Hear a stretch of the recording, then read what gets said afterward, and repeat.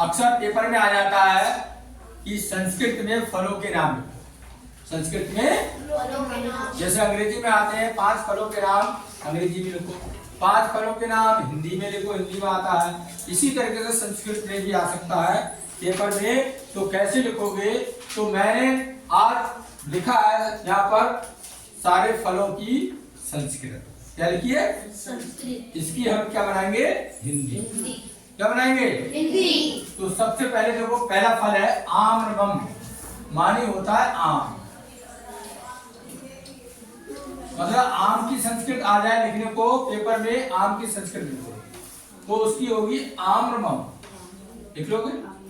या ये लिखा हुआ हो, इसकी हिंदी बताओ, आम लिख दो। इसी तरह से आया द्रक्षा फलम, ये आ जाए लिख के।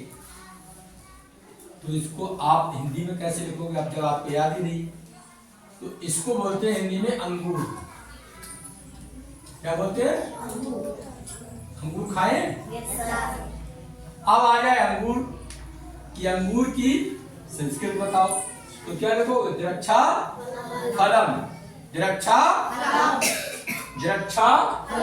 बस। फिर देखो आया दृढ़ बीजम, दृढ़, ये लिखा दृढ़ बीजम। इसे बोलते हैं हिंदी में अमरूद। क्या बोलते हैं? अमरूद। अब हिंदी में लिखा हो अमरूद, अब वो क्या संस्कृत बनाओ इसकी। कैसे बनाओगे? दृढ़ बीजम। कैसे बनाओगे? अच्छा। फिर लिखा पपीतम, इसकी हिंदी होती है पपीता।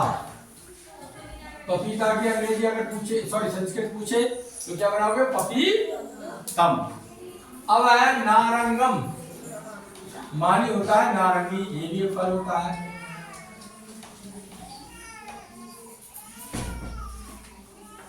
अब लिखा दाड़िमम। क्या लिखा? इसका मतलब होता है मीठे मीठे इसके बीज होते हैं, बीज खाए जाते हैं, अनार। क्या होता है? अगर पेपर में आ जाए तो उसका नाम लिख दे। फिर लिखा कदली फलम, ये बच्चे बहुत खाते हैं और हमारे मंडे को यही आता है। कदली फलम, केला, जिसको बंदर भी बहुत पसंद करता है। केला, कदली फलम, ये होता है सेब। इस समय सेब बहुत चल रहा है। चक्रम, ये अलग हो गया, ये तो सब फल थे। 1 2 3 4 5 6 7 8 फल लिखा दिए गए। ये फलों के नाम संस्कृत में। आइए चक्रम, मानी पहिया, चक्र। छत्रम, छाता। उपनेत्रम, चश्मा। नलम, नल। बोलो, सबके समझ में आए? आप लिख लो, लेकिन दोनों याद करना पड़ेंगे आपके लिए। आम आ जाए आम्रम लिखना है, आम्रम लिखा हो तो आम लिखना है। द्रक्षा फलम आ जाए अंगूर लिखना है, अंगूर आ जाए द्रक्षा फलम लिखना है। संस्कृत को हिंदी में बदलना, हिंदी को संस्कृत में बदलना। ये सारी चीजें याद कर लो। कितने हैं ये?